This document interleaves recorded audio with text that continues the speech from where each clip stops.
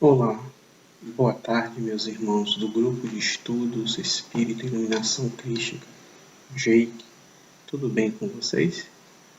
Vamos dar início a mais uma palestra em que vamos discorrer sobre o tema consciência e sofrimento. Vamos nos asserenar e vamos fazer a nossa prece inicial. Amado Mestre Jesus,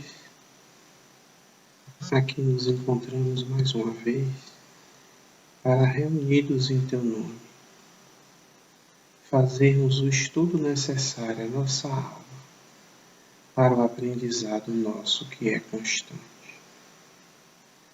Rogamos a Ti, Senhor, as bênçãos necessárias para tal mistério, o auxílio, a ajuda dos guias espirituais da casa, para que nos fortaleça, para que amplie a nossa mente, a fim de que os conhecimentos possam se adentrar e renovar a todos nós a cada dia. Sê conosco, Senhor, agora e sempre. Que viva Jesus. Assim seja. Bom, meus irmãos, eu quero aqui, meu nome é Wagner Santana, eu quero saudar inicialmente a nossa irmã Deildes, a coordenadora do grupo, né? E também, hoje, 12 de agosto, dar os parabéns à irmã Edivalda, que está fazendo aniversário hoje, e à irmã Celeste, que faz aniversário no próximo dia 17. A vocês duas eu desejo tudo de bom, que Jesus Cristo as abençoe e as ilumine sempre, e força, foco, fé nessa caminhada evolutiva que todos nós passamos. Fiquem em paz, feliz aniversário. Bom, o tema desta tarde, como eu falei, é consciência e sofrimento.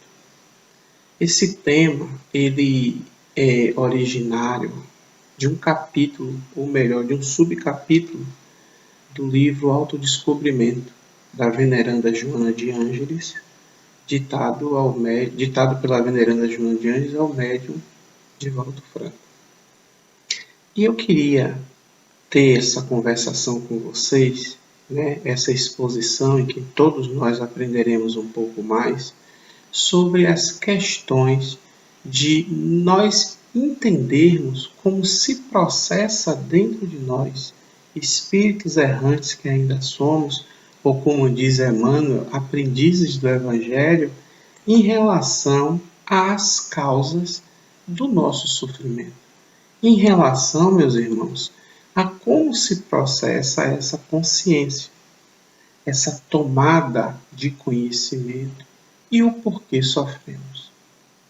E é interessante a gente ver e entender esse tema, porque muitas vezes sofremos, mas não entendemos.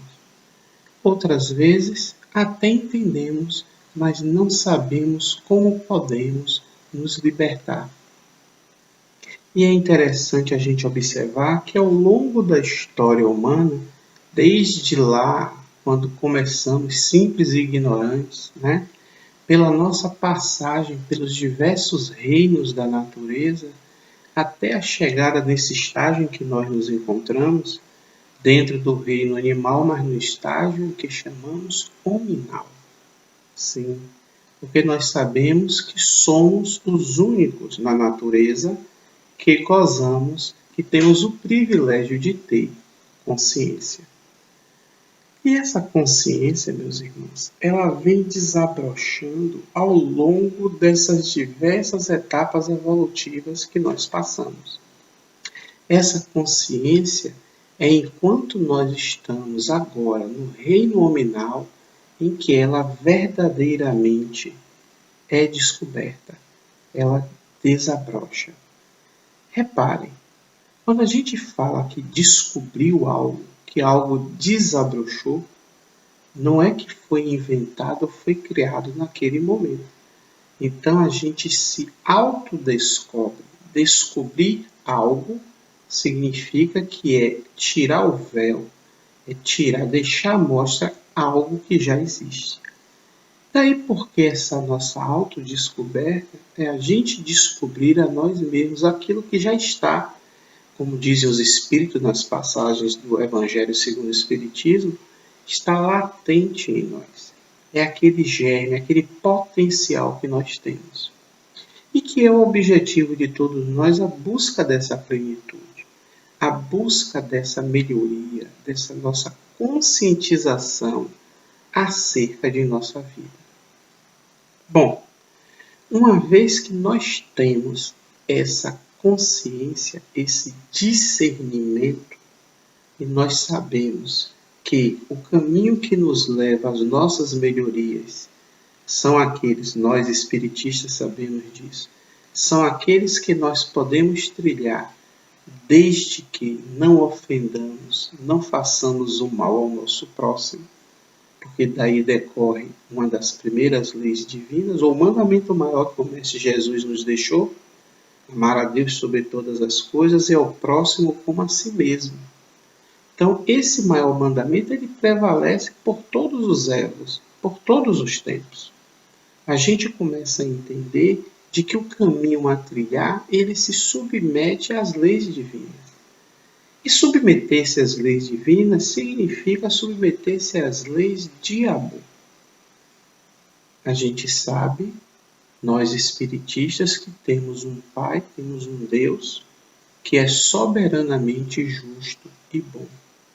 Mas essa tomada de consciência, ela reside em algo muito importante.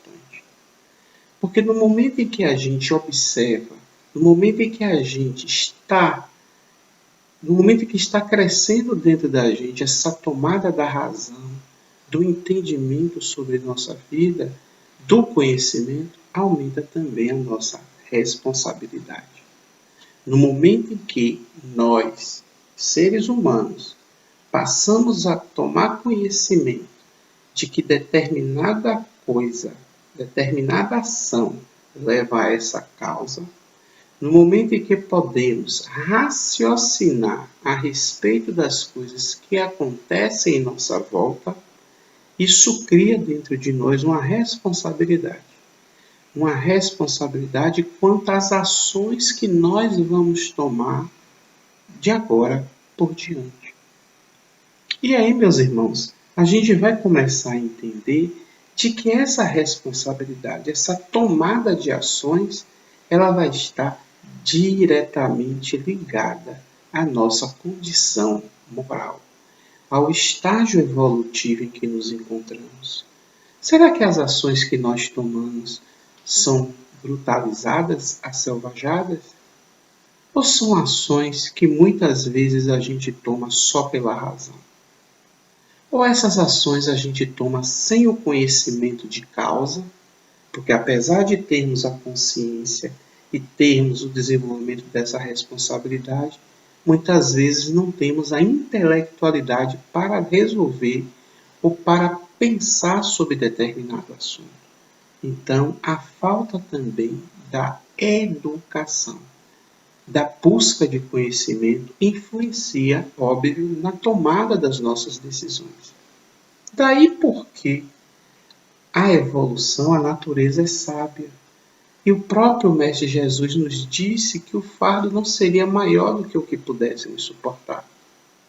A gente encontra-se num estágio evolutivo, um planeta de provas e expiações, em que, queiramos ou não, e isso é um recado direto para muitos de nós, nós estamos num planeta em que se fazer o mal ainda é mais rápido, é mais fácil do que fazer o bem. É mais prático a gente jogar um papel de uma bala no chão do que guardar na mão e esperar encontrar uma lixeira para descartá-lo. Mas nessa condição em que a gente se encontra, meus irmãos, a gente começa a ver de que à medida que essa nossa consciência, esse senso de responsabilidade vai desabrochando dentro de nós, a gente vai modificando as nossas ações e atitudes, como eu disse, mas, sobretudo, a gente traz conosco aquilo que está naquele inconsciente. Porque como a gente precisa se desenvolver enquanto ser, né? A nossa plenitude, o nosso si, né? Aquele Cristo que trazemos dentro de nós, a gente começa então a entender de que muitas dessas incoerências, inconsistências, muitos desses empecilhos, eles residem, eles estão no nosso inconsciente, que vem de todas as nossas ações e atitudes passadas, de vidas transatas.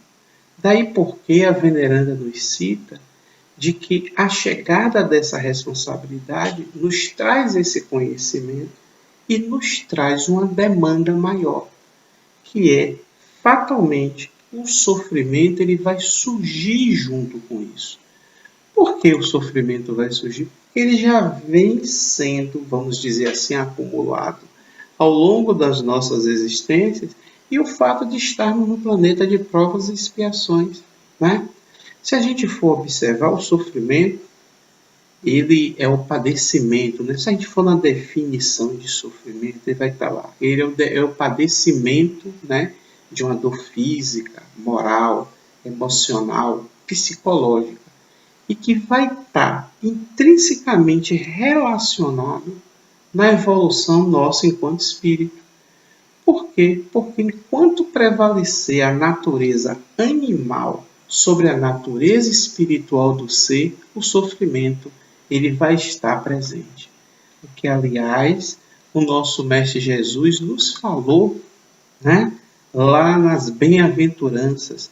Bem-aventurados os aflitos, porque eles serão bem-aventurados os aflitos, porque serão consolados. E a gente vai observar de que faz parte da nossa depuração moral, da nossa depuração espiritual, nós passarmos pelo sofrimento. Aliás, a veneranda Joana de Ângeles nos diz em outros textos que não há ninguém neste mundo que seja indene ao sofrimento. Todos sofrem, todos passam por alguma aflição. Todos aqueles que aqui neste planeta estão passando por uma provação, por uma expiação. E é interessante essa questão, porque a gente vai observar que nessa tomada de consciência, a tomada da ciência do erro, a gente vai ter um caminho que vai nos levar justamente a esse sofrimento ele ser debelado. No livro Plenitude, a veneranda Joana de Ângeles ela faz um estudo acerca daquilo que Buda, né, o Siddhartha Gautama, lá na Índia, ele preconizava, ele falava. Ele dizia que a principal busca do homem aqui na Terra era conseguir vencer, se livrar do sofrimento. Aliás, isso nos leva a falar sobre aquelas 4 nobres verdades. O budismo, ele nos diz que temos 4 nobres verdades. E quais são essas 4 nobres verdades? A primeira é a verdade do sofrimento. Todos vamos sofrer. A segunda nobre verdade está na origem do sofrimento. Então, o sofrimento ele tem uma origem. A terceira nobre verdade está na cessação do sofrimento. O sofrimento ele vai acabar, ele vai terminar. E a quarta, né, e última nobre verdade está na verdade do caminho que leva à cessação do sofrimento. Ou seja, de que o sofrimento ele vai parar, ele vai terminar e ele tem um caminho que leva a isso. E eis que chega 2000 anos atrás, o nosso insigne Mestre Jesus, o nosso Rabi da Galileia, e nos traz justamente essa consolação. Porque quem somos nós, senão aqueles que devem ser consolados? Quem somos nós, os aprendizes do Evangelho, que ainda necessitam dos ensinamentos do nosso Mestre Jesus para que a gente consiga se reerguer, que a gente consiga, nesse soerguimento, seguirmos adiante e auxiliarmos e ajudarmos aos outros. Então, o caminho que leva à cessação do sofrimento é um caminho que é árduo, sim, porque ele está diretamente ligado àquelas vicissitudes que nós trazemos, aqueles erros, aqueles equívocos, e pelo que vamos passar. Mas, meus irmãos, o budismo, o mestre Buda, ele ainda nos fala mais. Ele nos diz que temos 3 tipos de sofrimento. E é interessante a gente interagir, a gente saber acerca desses sofrimentos, porque do ponto de vista psicológico, é assim que se processa dentro de nós. Nós temos um primeiro tipo de sofrimento, que é o sofrimento pelo sofrimento. Ou seja, o fato de estarmos padecendo de uma dor moral, de uma dor emocional, e isso nos gera mais doenças. Isso gera tensões dentro de nós, não é verdade? Como ficamos diante de uma determinada aflição. Então, esta aflição, esta situação que estamos passando naquele momento, ela gera esse padecimento. Ela nos deixa sofrer, ela nos faz sentir mais ainda essa dor. Então, o sofrimento em si, ele gera o sofrimento. E esse padecimento que nós temos nesse sofrimento, ele pode ser físico, Essas doenças, elas realmente se vitalizam, E afloram no nosso organismo, no nosso corpo, e também o sofrimento moral. O que é o sofrimento? As nossas mazelas morais. Porque muitas vezes as nossas doenças, que somatizam no nosso corpo físico, eu costumo dizer que um remédio resolve, um Dorflex, uma aspirina, um cataflã. Mas e as nossas mazelas morais? Que remédio resolve-las? Se não o remédio que o Mestre Jesus nos deixou no Evangelho da Boa Nova. Saindo do sofrimento pelo sofrimento, a gente tem um segundo tipo de sofrimento, que é o sofrimento pela impermanência, que está diretamente ligado à nossa condição evolutiva. Porque no nosso dia a dia, meus irmãos, nós buscamos coisas, pessoas, situações para nos agradar. É natural do ser humano. Nós queremos sempre se dar bem, como dizem os jovens. Mas nessa busca nós nos apegamos a coisas tênues, a coisas em que não vai dar em nada. Ou, como diz a veneranda Joana de Ângeles, fogo de palha. O fogo acendeu naquela hora, acabou a palha, o fogo vai embora. A gente vai em busca de sensações, daquela questão em que é rápido, de que não vai se consolidar. E o que é que acontece? Nós nos apegamos a essas determinadas situações, pessoas, coisas, e quando elas saem, quando elas se mostram de que não são permanentes, de que não são duradouras, nós caímos em tristeza. Nós, muitas vezes, nos deprimimos, porque tivemos uma esperança, uma confiança em algo que não é permanente. E nós sofremos.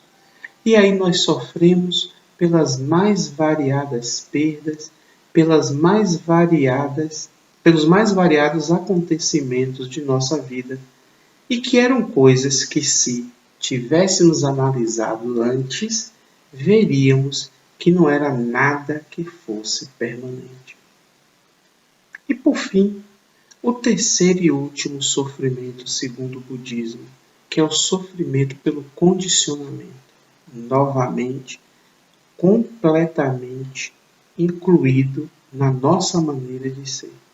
Nós condicionamos na nossa vivência terrena a determinadas ações e atitudes. Quantas e quantas vezes irmãos nossos, nós nos comprazemos, né, em determinados vícios, em determinados hábitos malsãs, né? Seja o alcoolismo, a drogadição, as diversas compulsões, e a gente se condiciona a esses vícios, se condiciona a essas ações deletérias que só nos trazem infortúnio, sofrimento. Porque a tendência natural nossa, quando adquirimos essa consciência, é querer se libertar. E para se libertar desses condicionamentos, nós sofremos. Então, a paisagem humana do sofrimento, como diz a veneranda Joana de Ângeles, ela discorre justamente sobre uma gênese, né, uma origem variada. E todo esforço que a gente faz para acabar com o sofrimento, para mitigá-lo, é o tipo de esforço que a gente faz e que a gente deve fazer para tratá-lo na causa. Meus irmãos, colocar poeira debaixo do tapete, qualquer tentativa da gente tentar acabar com o nosso sofrimento sem a verdadeira causa ser atingida, a gente vai sofrer mais. E aí a gente vai ter tensões, né? A gente vai ver de que vai desencadear mais sofrimento e a gente vai ficar ali passando de uma problemática para outra sem saber como sair e sofrendo mais e agredindo a nossa saúde. Por que isso? Porque em si só nós, enquanto espíritos, somos os responsáveis pelo nosso sofrimento. Nós sabemos disso. E muitas vezes nos falta aquela resignação. Como diz a veneranda, né? A resignação dinâmica. Sejamos sinceros, meus irmãos. Nessa autodescoberta, para a gente não ficar em algo muito técnico do ponto de vista dos estudos psicológicos, vamos pensar de que no nosso sofrimento, muitas vezes nós já sabemos qual a origem da causa. Porque se nós fizermos uma viagem interior em busca do nosso autoconhecimento, de nos conhecermos, a tão chamada, tão falada reforma íntima, uma boa parte, ou melhor, uma grande parcela dos nossos sofrimentos, nós vamos saber intimamente a resposta do porquê eles ocorrem. E nós precisamos disso. Nós precisamos nos desvencilhar do egoísmo, do orgulho, para aceitarmos a nossa condição ainda inferior nessa longa jornada das nossas vidas, das nossas reencarnações. E rogarmos ao Mestre Jesus, que é o nosso modelo e guia, conforme o Espírito de Verdade nos diz, lá no Livro dos Espíritos, rogarmos a Ele que interceda por nós. Para que, e sabemos que a misericórdia divina concorre diretamente com isso, para que possamos, desprendidos deste orgulho, à medida que vamos evoluindo, irmos nos conhecendo. Porque no momento em que a gente se internaliza, no momento em que nós conseguimos entender como nós somos e o que somos capazes de fazer, nós vamos ver a origem de uma boa parte das nossas aflições. Nós vamos ver que nós não somos anjos. Nós, agora encarnados, estamos na nossa melhor versão. Essa é a versão, último tipo de Wagner, de João, de José. E essa versão, quando Wagner para pensar, para se internalizar em pensamento, se vê o quanto ainda tem que mudar, o quanto ainda tem que progredir, procurar se espelhar em Jesus. Então esse é o primeiro momento em que a gente tem que fazer. É essa perda do orgulho, é se humilhar e reconhecer-se que não tem condições, não temos condições sozinhos sem a ajuda de Deus, sem a ajuda de Cristo, sem a ajuda dos nossos companheiros solidários que somos, vencer. E uma vez que a gente tenha o conhecimento da origem de por que sofremos, nós vamos ver, meus irmãos, que está dentro de nós as causas. O verdadeiro desafio reside em nós ganharmos a luta travada conosco mesmo. Mas é fácil? Não. Não é fácil, porque nós somos inteligentes. Lembram? Nós temos consciência. E nós sabemos e temos artifícios de enganarmos a nós mesmos, de adormecermos, como diz Divaldo Franco, a nossa consciência. Daí porque o orai e vigiai, o se manter firme nas mudanças que queremos empreender conosco. Nós, meus irmãos, temos que traçar estratégias para vencer a nós mesmos. E esse sofrimento, ele se faz através da resignação. Muitas vezes a gente ouve pessoas falarem, pode ter acontecido com vocês, de dizer, vocês espíritas são muito passivos, vocês aceitam tudo. Mas não é bem assim. Não é o aceitar tudo, é o que a gente estuda, a gente aceita pela razão, racionalmente.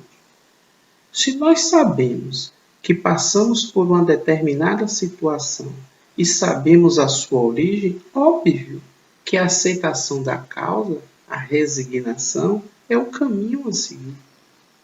Emmanuel nos fala que a maioria das nossas provações, ou melhor, a maioria das nossas expiações, a gente gastou mais energia tentando resistir a elas, se rebelando, praguejando contra essas nossas aflições, contra essas nossas provações, contra essas nossas expiações, do que o processo de transformação moral em si. Ou seja, a gente gasta mais tempo se queixando do que o tempo necessário para aceitar a transformação moral. Então a gente começa a entender de que a facilidade ou a dificuldade da gente suplantar as nossas aflições está diretamente relacionado a esse nível, que é o tema da nossa conversa, de consciência que adquirimos. No momento em que a gente reconhece de que não fizemos o suficiente, ou nada fizemos, ou ainda falta por fazer, a aflição ainda predomina. Mas, meus irmãos, temos algo maravilhoso, porque a gente sofre, a gente tem as aflições, mas a gente tem a misericórdia divina simultaneamente, paralelamente ali ao nosso lado, 24 horas por dia, 7 dias por semana, 365 dias no ano e ao longo de todas as nossas encarnações. Essa misericórdia, esse apoio divino, em que Ele nos diz que se a gente tiver fé, perseverança, a gente consegue. E essa misericórdia que nos faz pagar o mal que fizemos com o bem que a gente faz. E que se demonstrarmos sinceridade, se demonstrarmos de que fizemos, reparamos, e isso partiu, essa modificação moral dentro de nós, essa pena ela se reduz. Então a misericórdia divina é algo maravilhoso. Ela está presente no nosso dia a dia. E a misericórdia divina a gente se faz ver no nosso convívio, nosso convívio social. Por todos os lados nós temos esses intérpretes da misericórdia divina. É o socorro que chega na hora, É o amparo, é um amigo, é um livro, é um texto, o que quer que seja, mas a ajuda divina está ali. Então faz parte da gente acreditar, ter fé de que Deus está do nosso lado e de que vamos superar o obstáculo. O obstáculo é grande, mas ele não é impossível.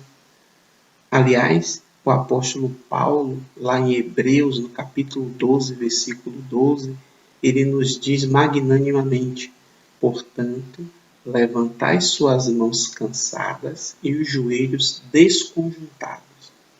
A gente vai quedar? Vai. Mais de uma vez? Vai. Mas a gente vai se reerguer, cansado como estejamos, mas com resignação, com a fé em Deus, com a perseverança de que vamos vencer o caminho, de que vamos vencer os obstáculos.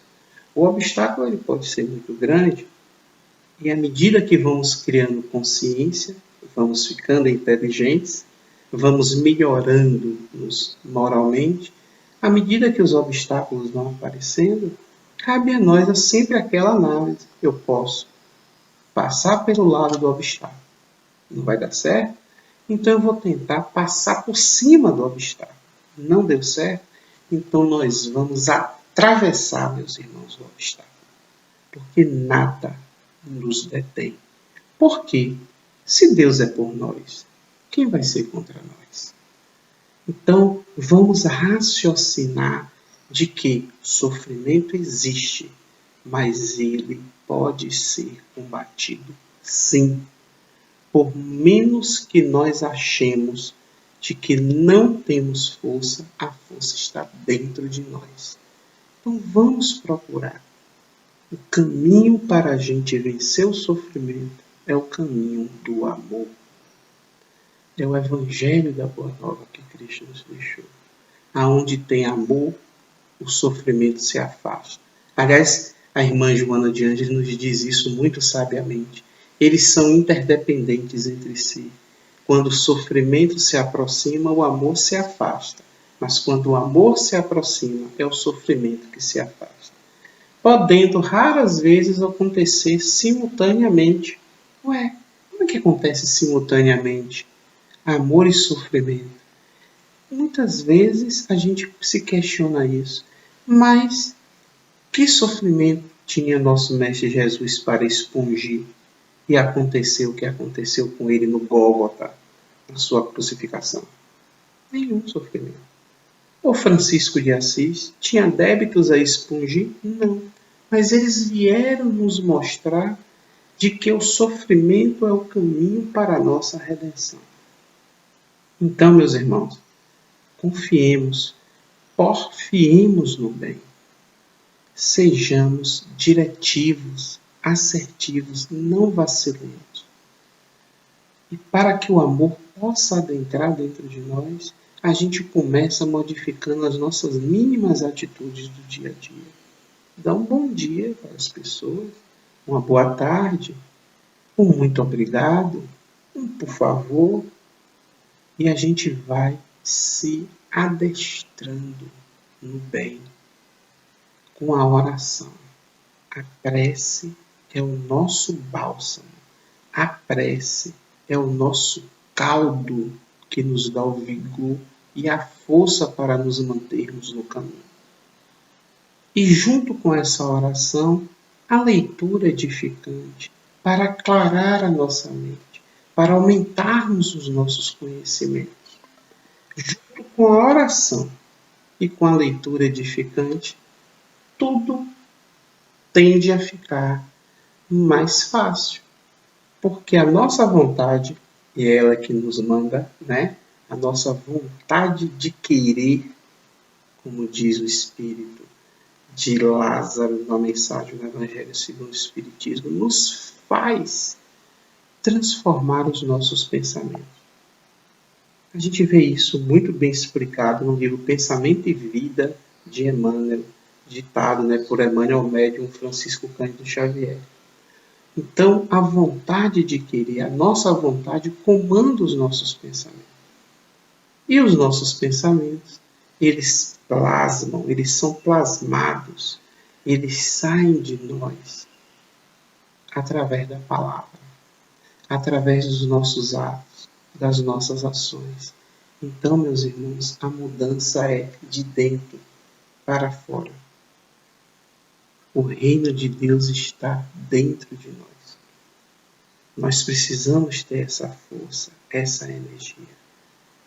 Junto com a oração e a leitura edificante, vem a prática da caridade.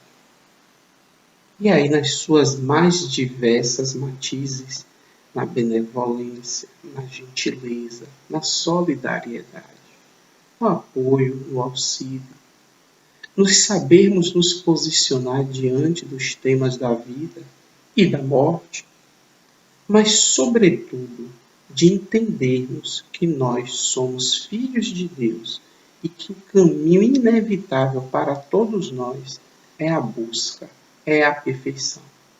Esse é o caminho, essa é a fatalidade de nossas vidas. Muito obrigado a vocês, agradeço a oportunidade e a confiança, fiquem em paz e vamos fazer uma prece de encerramento. Jesus amigo, agradecemos a vós e aos guias espirituais da casa por esse momento que tivemos de exposição a respeito dos teus ensinamentos, Pai Senhor. Novamente rogamos a Ti as forças e energias necessárias para que não possamos sucumbir mais ao mal, mas sim possamos errar cada vez menos. Errando menos, a gente vai criando uma conscientização acerca do que é melhor para nós, a busca da nossa plenitude enquanto Espírito. Pedimos, Pai Senhor, para que abençoe a todos os irmãos e companheiros que estão ouvindo, que estão participando do JEIC e a todas as pessoas. Em especial, neste momento que estamos vivendo de pandemia, rogamos a Ti as bênçãos necessárias para que possamos vencer mais esse desafio, mais esse obstáculo que se interpõe diante de nós, oriundo até das nossas mazelas, das nossas ações equivocadas. Pedimos, Pai Senhor, aos médicos e enfermeiros da espiritualidade que estejam e sabemos que estão a atuar junto àqueles que padecem, àqueles que sofrem com a doença e a todos nós que padecemos com tantas outras doenças e mazelas. Sê conosco, Cristo, agora e sempre, que assim seja. Então, meus irmãos, mais uma vez, muito obrigado. Fiquem em paz e sejam felizes. Até a próxima.